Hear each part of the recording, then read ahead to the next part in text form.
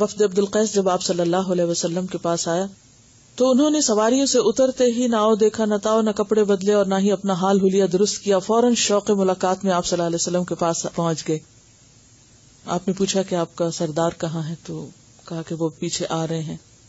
وہ اترے اور انہوں نے اپنا حال حلیہ درست کیا اور بہت آرام سے سمجھ بوجھ کے قدم اٹھاتے ہوئے وہ آپ کے پاس تشریف لائے. تو آپ صلی اللہ علیہ وسلم نے ان سے فرمایا ان فیک لخصلتین یحبہم اللہ، کہ تمہارے اندر 2 خصلتیں ایسی ہیں کہ جن سے اللہ محبت کرتا ہے. قلت ما ہما، اشج کہتے ہیں اے اللہ کے رسول صلی اللہ علیہ وسلم وہ کون سی خصلتیں ہیں؟ قال الحلم والحیاء، آپ نے فرمایا حلم اور حیا. قلت قدیما کانا او حدیثا، میں نے پوچھا کہ یہ شروع سے ہے میرے اندر یا ابھی پیدا ہوئی ہیں؟ بعض اوقات انسان اپنے آپ کے بارے میں بھی نہیں جانتا ہوتا جب تک کوئی دوسرا اس کو احساس نہیں دلاتا کہ تمہارے اندر یہ خوبی بھی ہے اور تم ایسا اور ایسا بھی کر سکتے ہو. قال لا قدیما، فرمایا نہیں یہ پہلے سے ہی ہے، بہت پرانی ہے. قلت الحمد للہ الذی جبلنی علی خلقین یحبہم اللہ، تو کہنے لگے اللہ کا شکر ہے کہ اللہ نے مجھے ایسے اخلاق پر پیدا کیا کہ جس سے اللہ خود محبت کرتا ہے، کہ میرے اندر وہ صفات پیدا کی کہ جو اللہ کو محبوب ہیں. اور وہ کیا ہے؟ حلم، یعنی کوئی بات سن کے فوری بھڑک نہ اٹھنا، فوری ری ایکشن نہیں ہونا، بلکہ ٹھنڈے طرح سے ہوش کے ساتھ، آرام کے ساتھ، تحمل کے ساتھ کسی بات کو سننا اور پھر سوچ سمجھ کے جواب دینا. اور اسی طرح جلد بازی سے بچنا کہ جیسے باقی سب لوگ فوراً اتر کے پہنچ گئے اور وہ آرام سے آئے. اب اس میں کوئی بے ادبی کی بات نہیں تھی کہ، اور نہ ہی انہیں اس بات کی گھبراہٹ ہوئی کہ سب پہنچ گئے اور میں ابھی تک نہیں پہنچا. انہوں نے ادب اور احترام کس چیز کا نام سمجھا کہ میں آپ کے سامنے ایسے حال حلیے میں جاؤں کہ آپ کو مجھ سے کوئی تکلیف نہ پہنچے. ظاہر ہے کہ ایک شخص اگر سفر سے آیا ہے دور سے تو اس کے جسم سے پسینے کی بو بھی آ رہی ہوگی، اس کے کپڑے بھی میلے ہوں گے اور اس کے بال بھی بکھرے ہوئے ہوں گے. تو ایسے میں اگر آپ کسی اہم شخصیت سے ملاقات کے لیے جا رہے ہیں تو اپنے آپ کو ایک پریزنٹیبل فارم میں لے کر جائیں کہ آپ دوسروں کے لیے کراہت اور ناپسندیدگی اور نفرت کا سبب نہ بنے، یہ تکلیف کا سبب نہ بنے. اور پھر یہ ہے کہ جب وہ چل کے بھی آئے تو بھگدڑ مچاتے ہوئے نہیں، بلکہ آرام کے ساتھ، وقار کے ساتھ، سکون کے ساتھ. تو ان کو آپ نے اپریشیٹ کیا، ان کے سامنے ان کی تعریف کی اور فرمایا کہ یہ بات اللہ کو پسند ہے. اور دوسری حیا، کیونکہ اس بات کا تعلق بھی حیا سے ہے کہ انسان جب کسی کے سامنے جائے یا کہیں بیٹھے تو ایسے حال میں بیٹھے کہ وہ دوسروں کے لیے اذیت کا سبب نہ ہو، الا یہ کہ انسان کو کوئی ایسی تکلیف ہو یا کوئی ایسی مجبوری ہو تو وہ اور بات ہے. تو اس سے پتہ چلتا ہے کہ حیا ہمارے دین کی خوبصورتی ہے، اور اس کا تعلق صرف لباس پہننے سے نہیں بلکہ عادات سے بھی ہے، انداز گفتگو سے بھی ہے، انسان کی سوچوں اور خیالات سے بھی ہے، انسان کی تنہائی کے اوقات سے بھی ہے. تو بہرحال حیا ایمان کا حصہ بھی ہے اور حیا سراسر خیر ہے. آج کی حدیث پڑھتے ہیں ہم. عن عمران یومئذ قال قال رسول اللہ صلی اللہ علیہ وسلم الحیاء خیر کلہ، رواہ مسلم کتاب الایمان. سیدنا عمران رضی اللہ عنہ نے ایک دن روایت کی کہ رسول اللہ صلی اللہ علیہ وسلم نے فرمایا حیا ساری کی ساری خیر ہے، یعنی خواہ وہ ہماری عادات سے متعلق ہو، خیالات سے ہو، گفتگو سے ہو، لباس سے ہو، لوگوں کے ساتھ معاملہ کرنے سے ہو، حیا کی کوئی بھی قسم ہو، فطری ہو، دینی ہو، وہ خیر ہی خیر ہے، بھلائی ہی بھلائی ہے، اس سے انسان کو فائدہ ہی فائدہ پہنچے گا. عن انس قال قال رسول اللہ صلی اللہ علیہ وسلم ما كان الفحش في شيء الا شانه وما كان الحياء في شيء الا زانه، رواه الترمذی کتاب البر والصلة. سیدنا انس رضی اللہ عنہ سے روایت ہے کہ رسول اللہ صلی اللہ علیہ وسلم نے فرمایا جس چیز میں بھی بے حیائی ہوتی ہے وہ اسے عیب دار بنا دیتی ہے، اور حیا جس چیز میں بھی ہو اسے زینت عطا کرتی ہے، اسے خوبصورتی عطا کرتی ہے. کیونکہ انسان جب کسی کے ساتھ بد اخلاقی سے پیش آتا ہے، جیسے پچھلی دفعہ ہم نے بات کی تھی کہ حیا کا تعلق کلام سے بھی، اور جفا جو ہے اور درشتگی اور اجڑ پن اور انسیولائزڈ ہونا، یہ سب بے حیائی سے تعلق رکھتی ہیں چیزیں. یعنی بد اخلاقی ساری کی ساری بے حیائی ہے. بے حیا ہوتا ہے انسان تو بد اخلاق ہو سکتا ہے، با حیا انسان کبھی بھی بد اخلاق نہیں ہو سکتا. اس بارے میں کسی نے ایک واقعہ لکھا ہے اور بہت ہی تلخ تجربہ ہے ان کا، آپ کے ساتھ شیئر کروں گی، اور اس میں ہم سب کے سیکھنے کی بہت سی چیزیں ہیں. میں پہلے واقعہ آپ کو سناتی ہوں اور پھر اس کے بعد آپ سے پوچھتی ہوں کہ آپ نے کیا سیکھا اور اس کا تعلق حیا سے کس طرح ہے، اور کس طرح انسان بعض اوقات فحش بات کرتا ہے اور وہ اس کے لیے زندگی بھر کے لیے ایک ندامت اور شرمندگی اور دوسروں کے سامنے شرمندہ ہونے کا ذریعہ بن جاتا ہے. لکھتی ہے کہ میں اور میرے شوہر اپنی فیملی کے کسی شخص کی خبر لینے گئے، حال پوچھنے گئے، بلکہ مبارکباد دینے گئے، کیونکہ 1 ماہ قبل ان کا آپریشن ہوا تھا اور وہ ٹھیک ہو کر گھر واپس آ چکے تھے. جب ہم وہاں گئے تو رات کا وقت تھا. وہ صاحب لیٹے ہوئے تھے، ان کی بیوی بھی ساتھ دوسرے بیڈ پر بیٹھی تھی، کوئی اور دوسرا گھر میں نہ تھا. ان صاحب کو کچھ سردی محسوس ہوئی، حالانکہ گرمیاں شروع ہو چکی تھی. انہوں نے کمبل مانگا، میں نے ان پہ کمبل ڈال دیا. پھر ان کی ٹانگ میں شدید قسم کا کھچاؤ ہوا. ایک ٹانگ میرے شوہر دبانے لگے اور دوسری ٹانگ میں دبانے لگی، لیکن وہ شدید کراہ رہے تھے اور بولے کہ پنکھا بند کر دو. ان کی بیوی غصے سے بولی، کیا مصیبت ہے، اب میں ساری رات گرمی میں مروں گی اور مچھر بھی تنگ کرے گا. وہ صاحب بولے ذرا غصے اور تکلیف کی حالت میں کہ تم دوسرے کمرے میں چلی جاؤ. ساتھ ہی میں نے دیکھا ان کے چہرے کی رنگت بدلی، زبان پھولی، ہونٹ اور زبان نیلے ہونے لگے، ماتھے پہ پسینہ آنے لگا اور ایک زوردار ہوا منہ سے نکلی.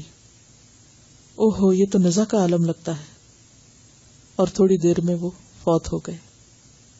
میاں بیوی کی آخری گفتگو کے وقت صرف میں اور میرے شوہر پاس تھے. ہم نے کسی کو نہیں بتایا، لیکن وہ خاتون شرمندہ ہوں گی.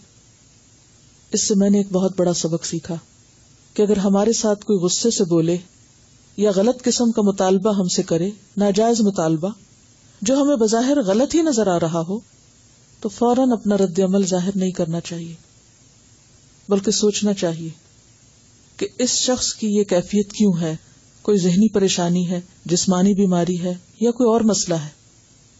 فوراً اکھڑ پن اور بد کلامی نہیں کرنی چاہیے.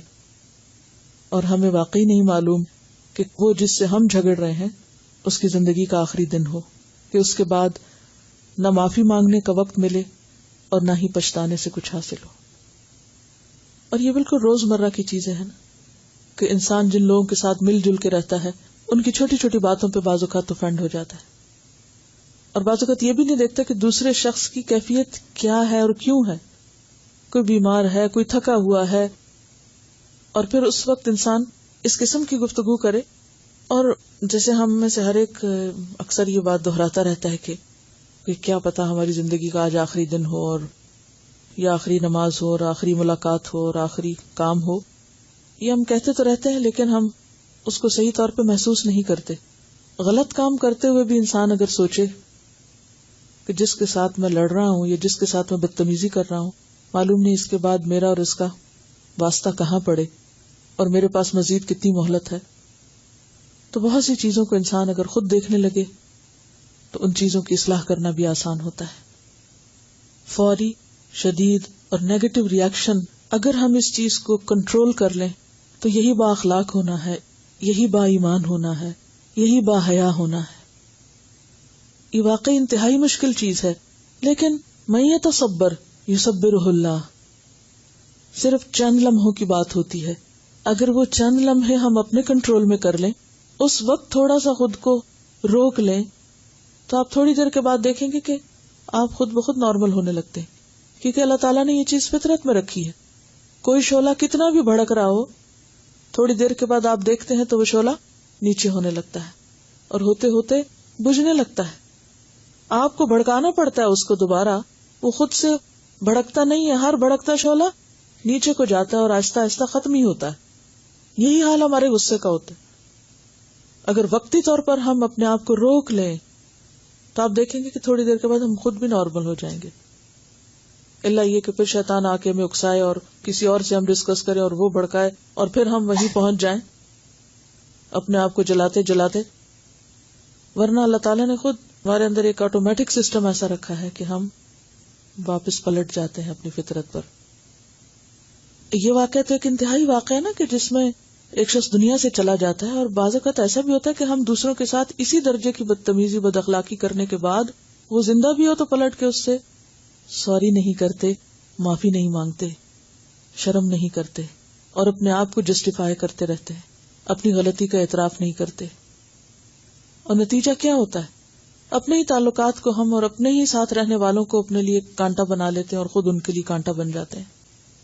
اگر کسی پر کوئی زیادتی ہو تو اس کا حل یہ نہیں کہ اسی وقت وہ اس کا حساب برابر کرنے لگے، کیونکہ اس وقت کرنے سے فائدہ نہیں۔ ہاں، اگر زیادتی ہو رہی ہے تو اس آگ کے شعلے کو ابھی ذرا ٹھنڈا ہونے دیں۔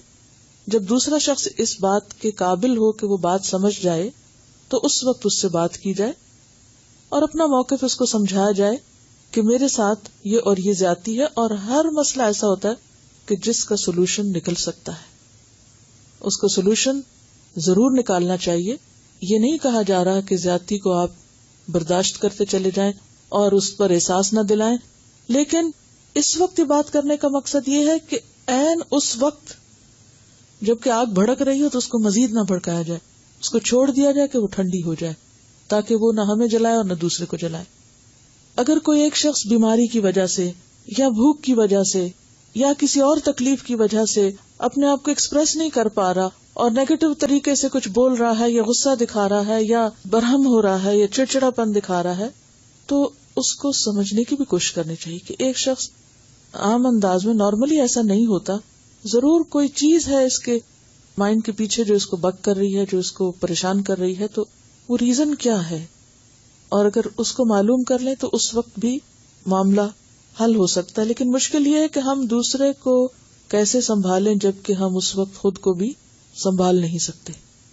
دوسرے کو سہارا تو ہم اس وقت دے سکتے ہیں نا کہ جب ہم خود کو تھامے ہوئے ہوں۔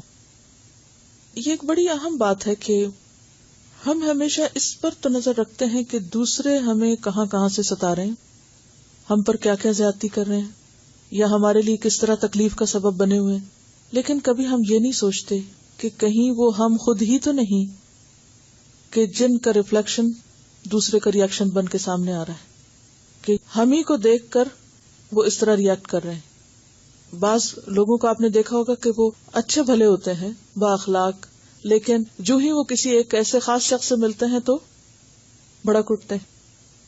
تو ہر شخص کا اپنا ایک مزاج ہوتا ہے، تو صرف کمپلینٹس کرنے کی بجائے یہ بھی دیکھیں کہ ہم خود تو نہیں کسی چیز کا سبب، کیونکہ عموماً لوگوں کا رویہ ہمارے لیے ہمارے ہی طرز عمل کا ریئیکشن ہوتا ہے۔ موسٹلی لوگ ہمارے ساتھ کیا کر رہے ہوتے ہیں، وہ وہی کر رہے ہوتے ہیں جو دراصل ہم ان کے ساتھ کر رہے ہوتے ہیں۔ ایکسیپشنل کیسز ضرور ہوتے ہیں، لیکن نارملی آپ دیکھیں گے اگر آپ کسی سے دل کھول کے محبت کے ساتھ مسکراتے ہوئے ملے ہیں تو دوسرے کو بھی مسکرانا پڑے گا، اگر ایک وقت نہیں تو دوسری وقت، دوسرے نہیں تو تیسرے وقت۔ یہ نہیں ہو سکتا کہ آپ واقعی سچی محبت بانٹیں اور جواب میں آپ کو صرف نفرت ہی ملے۔ تو یہاں آپ دیکھیں کہ کس قدر خوبصورت بات ہے کہ کسی بھی چیز میں فحش ہوگا وہ اس کو بدنما کر کے رہے گا، بے حیائی چیزوں کو بدصورت بنا دیتی ہے، چاہے وہ زبان سے نکلے ہوئے ایسے الفاظ ہوں یا پھر انسان کے رویے، اور حیا جس چیز میں ہوگا اسے خوبصورت بنا دے گا۔ اگلی حدیث ہے عن ابی سعید الخدری قال كان النبي صلی اللہ علیہ وسلم اشد حیاء من العذراء في خدرها وَإِذَا رَأَى شَيْئًا يَكْرَهُهُ عَرَفْنَاهُ فِي وَجْهِهِ رواہ البخاری کتاب الادب۔ سیدنا ابو سعید رضی اللہ عنہ سے روایت ہے کہ نبی کریم صلی اللہ علیہ وسلم پردے میں رہنے والی کنواری لڑکی سے بھی زیادہ حیا والے تھے۔ اشد حیاء، زیادہ شدید تھے حیا میں، من العذراء، یہ ادرا وہی ہے جس کو ہم ازرا بولتے ہیں، ہم مقصورہ بولتے ہیں اور یہاں ممدودہ ہے.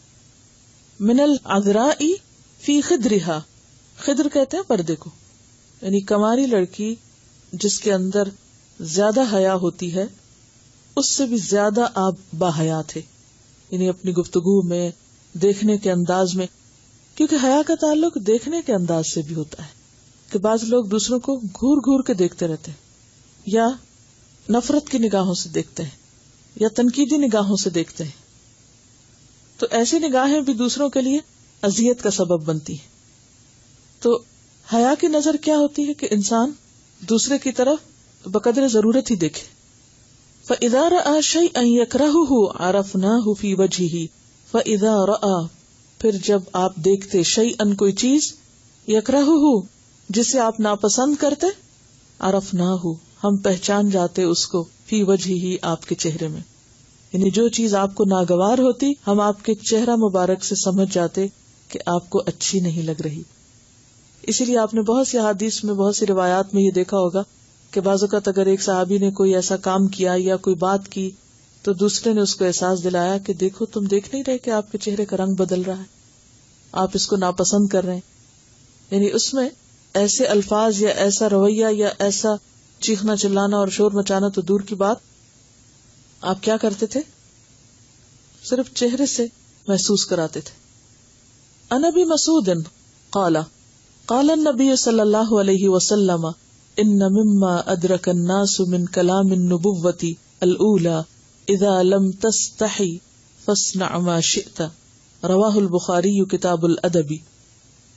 سیدنا ابو مسعود رضی اللہ عنہ سے روایت ہے کہ نبی کریم صلی اللہ علیہ وسلم نے فرمایا، اگلے پیغمبروں کا جو کلام لوگوں کو ملا، اگلے پیغمبروں کا یعنی گزشتہ آپ سے پہلے، اس میں سے یہ بھی ہے کہ جب تم میں حیا نہ رہی تو پھر جو جی چاہے کرو. انا بے شک مما اس میں سے جو ادرکا پایا الناس لوگوں نے، من کلام النبوتی کلام نبوت میں سے، الاولا پہلی، کیا اذا جب لم نہیں، تستحی تم شرماؤ، حیا کرو، فسنا تو کرو، ما شئتا جو تم چاہو. تو اس سے کیا پتا چلتا ہے کہ حیا کی وجہ سے انسان پھر صرف سلیکٹڈ کام کرتا ہے، اس کے الفاظ میں بھی سلیکشن ہوتی ہے، یعنی بولنے میں بھی، لکھنے میں بھی، ریاکشن میں، معاملات میں، لینے دینے میں، ہر چیز میں وہ ایک نفیس سلیکشن کرتا ہے، خوبصورت سلیکشن کرتا ہے. کیونکہ انسان کس چیز سے حیا کرتا ہے کہ اس کا کوئی عیب سامنے نہ آئے. یعنی فطری حیا کو اگر آپ دیکھیں تو انسان کے اندر فطری حیا کس چیز کا نام ہے کہ وہ اپنے جسم کے قابل شرم، عیب دار کا کیا مطلب ہے؟ کراہت آمیز ایسے حصوں کو چھپانا چاہتا ہے. اور فطری حیا میں کیا ہے؟ مثلا اگر آپ کے کپڑوں پر کوئی داغ لگا ہے تو آپ کا فوری ریاکشن کیا ہوگا؟ فوراً اس کو چھپائیں گے. تو بالکل اسی طرح جیسے انسان اپنے جسم کو چھپاتا ہے، جیسے انسان اپنے گندے لباس کو چھپاتا ہے، اگر چہرے پر یا جسم پر کوئی داغ ہو اس کو چھپاتا ہے، کوئی خلقی یا خلقی زیادہ تر ہم عام طور پہ چھپاتے ہیں کہ اگر کوئی ایسا برتھ مارک ہے یا کہیں کوئی چوٹ لگ گئی یا کوئی نشان، تو عموماً آپ نے دیکھا ہوگا کہ لوگ اپنے اس حصے کو کسی نہ کسی طرح چھپاتے ہیں. اگر مثلا منہ پہ جھریاں پڑنے لگی تو بالوں کا سٹائل ایسے کریں گے کہ ماتھا جو ہے وہ کچھ اس میں چھپ جائے، کچھ اسی طرح اور طریقے اختیار کریں گے. اگر جسم بھاری ہے تو کپڑے ایسے پہنیں گے کہ جس سے وہ حقیقت چھپ جائے کیونکہ وہ عیبدار چیز ہے. یعنی کہ کوئی بھی چیز جسے وہ سمجھتا ہے کہ خوبصورت نہیں، بدنما ہے، عیبدار ہے، تو اس کو وہ چھپانے کی فکر میں ہوتا ہے. لیکن افسوس یہ کہ ہم صرف اپنی خلقی خامیاں چھپاتے رہتے ہیں. خلقی تو ہمارے ہاتھ میں بھی نہیں ہوتی نا. مثلاً بہت سی چیزیں ہمارے جسم میں، ہمارے ناک نقشے میں، حال حلیے میں، ہمارے پوسچر میں ایسی ہو سکتی ہیں کہ جن پہ ہمارا کوئی کنٹرول اور بس ہی نہیں. لیکن جو چیزیں ہمارے اختیار میں ہیں، کنٹرول میں ہیں، جن کو ہم چینج کر سکتے ہیں، نہ ان پہ ہماری توجہ ہے، نہ دھیان ہے، اور نہ ہی ہم اس کے بارے میں فکر مند ہیں، اور نہ ہی اس کو چھپانے کی فکر کرتے ہیں. اور چھپانا کیا ہے کہ انسان پھر ایسی باتیں نہ بولے، ایسے کام نہ کرے کہ جو اس کو عیبدار کرتے ہیں، جو اس کے اخلاق کو بدنما کرتے ہیں. جو اسے ایک ناپسندیدہ انسان بناتے ہیں. تو اوور آل حیا کا جو ایک مفہوم پورا پڑھنے کے بعد سامنے آتا ہے کہ حیا ایک ایسی خوبی ہے کہ جو انسان کو اندر اور باہر سے خوبصورت بنا دیتی ہے، اللہ کا پسندیدہ بنا دیتی ہے اور بندوں کا بھی محبوب بنا دیتی ہے. ہم جب دوسروں پر چیختے ہیں، چلاتے ہیں، یل کرتے ہیں، ان کے اوپر روب جماتے ہیں اور دوسروں کے ادب اور احترام کو ملوث خاطر نہیں رکھتے، نہ چھوٹے کو دیکھتے ہیں، نہ بڑے کو دیکھتے ہیں، نہ غریب کو دیکھتے ہیں، نہ امیر کو دیکھتے ہیں، ہر ایک کا مقابلہ کرنا ہی ہم اپنی شان سمجھتے ہیں، تو بنیادی طور پر یہ بے حیا ہونے کی علامت ہے. لیکن ہمیں اس کا احساس بھی نہیں کہ ہم کر کیا رہے ہیں. تو اللہ تعالیٰ سے دعا ہے کہ اللہ ہمیں حیا دے، ایمان دے، ہمیں اپنی غلطیوں کے اعتراف کی توفیق دے اور اپنی اصلاح کرنا سکھا دے. وآخر دعوانا ان الحمد للہ رب العالمین. سبحانک اللہم و بحمدک نشہد ان لا الہ الا انت نستغفرک ونتوب الیک. والسلام علیکم ورحمۃ اللہ وبرکاتہ.